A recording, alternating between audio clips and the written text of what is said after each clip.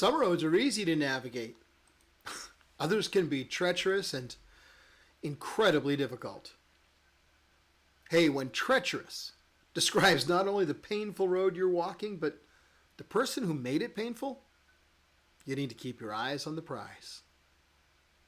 Welcome to Mornings with Bishop Robert. Hey, thanks for joining me. Come on in, have a seat with me.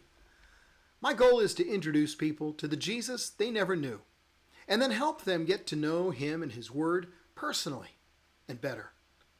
So if our time together today speaks to your heart, would you let me invite you to like, subscribe, and then also share this with a friend? Have you ever been betrayed by someone you trusted? There's nothing quite like the take your breath away heartbreak when you first discover the betrayal. The pain of realizing that your enemy is actually someone that you trusted as a friend. In my own life, there have been several times when that treachery came at the hands of someone who actually claimed to be a follower of Jesus. Those times have been the most painful. Several. When I was in Israel in 2015, an Israeli soldier was stabbed in the back by a female Palestinian terrorist. The soldier was just on a routine patrol when the woman stepped out of a doorway as he passed and stabbed into his neck and shoulder. Betrayal is like being stabbed in the back. Comes out of nowhere, without warning.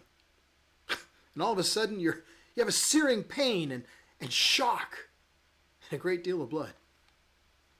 Turning around to see a trusted friend holding the knife, well, that just makes it worse.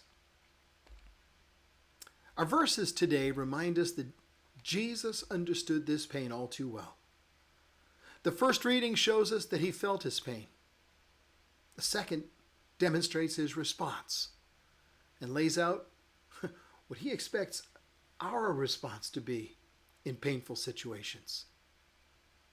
Here's the first one. After saying these things, Jesus was troubled in his spirit and said, "Truly, truly I say to you, one of you will betray me." When he had dipped the morsel, he gave it to Judas, the son of Simon Iscariot. Then, after he had taken the morsel, Satan entered into him. Jesus said to him, "What you're going to do quickly."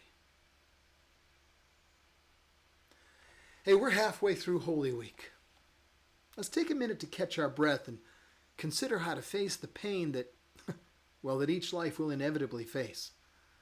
But let's also take strength from Christ's example and refuel ourselves for the last leg of this journey.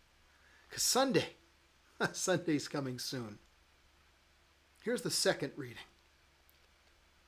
Therefore, since we're surrounded by so great a cloud of witnesses, let's just lay aside every weight and sin that clings so closely. And let's run with endurance the race that's set before us, looking to Jesus, the founder and the perfecter of our faith, who for the joy that was set before him endured the cross, despising its shame, and he's now seated at the right hand of the throne of God. Consider him who endured from sinners such hostility against himself, so that you may not grow weary or faint-hearted. Well, in our readings today, Jesus exposes the one who will betray him. And if you notice, Jesus reacts in a rather peculiar way. I mean, if it were one of us who faced the one who was going to betray us and we knew it, I'm pretty satisfied that we'd react much differently. But not Jesus. You know, when I was the one betrayed, I was initially consumed with pain and anger, and then I began to deliberately try to limit the amount of damage. Jesus simply says, what you're about to do, get it done quickly. Then he turns his attention back to the task at hand.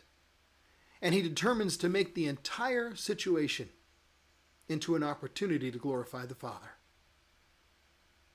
How many of us have found ourselves in situations where we felt as if someone had done us wrong, and yet instead of allowing God to be our vindicator, we get the wind knocked out of our sails and we find ourselves adrift in a sea of bitterness, anger, and self-pity. Yeah, maybe us, but not Jesus. Jesus sets the example for us to stand in the face of adversity, look it in the eye, and move on with life. We see this dynamic in the second reading from today that comes to us from the book of Hebrews. We're encouraged to run our race looking to Jesus as the example, as heaven itself cheers us on.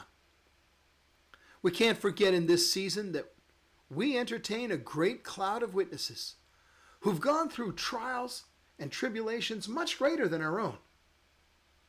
Be encouraged. Follow Christ's example. Don't give up just because the cards seem to be stacked against you. No. Instead, listen for the cheers coming from the great cloud of witnesses. Keep your eyes on the prize. Press on to victory. Remember, Sunday is coming. It's all the time we've got today, friends. Before you go, could I ask you to help me introduce Jesus to the people that never knew him, and then help them get to know him and his word personally and better? Would you please like this video? It truly does help more people see it. Then click follow or subscribe so you and I can get together every day. Want a free copy of my book? Click the link in the description. I'll drop it right in your email inbox for you. Hey, one more thing. Would you please share this video, this one today, with a friend? Because as you do, that makes you part of the team that's helping share the love of Christ with folks literally all over the world. Thanks for helping.